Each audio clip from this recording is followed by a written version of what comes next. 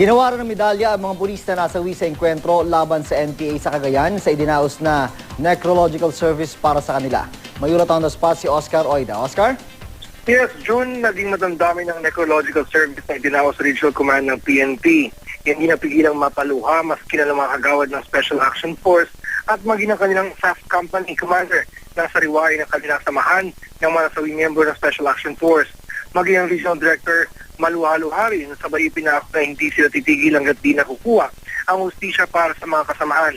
Sa naturang necrological service, June, ginawa ng medalya ng kagalingan na natatayong parangal na binibigay sa mga bayani ng PNP na nasawi sa engkwentro. Kasabay ito ay ginawad din ang death benefit sa kaanak at mahal sa buhay ng mga biktima.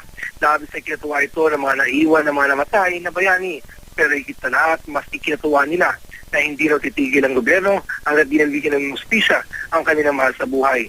Matapos ang necrological service, naglilibot ngayon ang Deputy Director ng Special Action Force, si Colonel Noli Talino, sa ospital para ibigay naman ang medalya ng sugatang magiting sa mga gawad ng SAF na nasugatan sa engkwentro.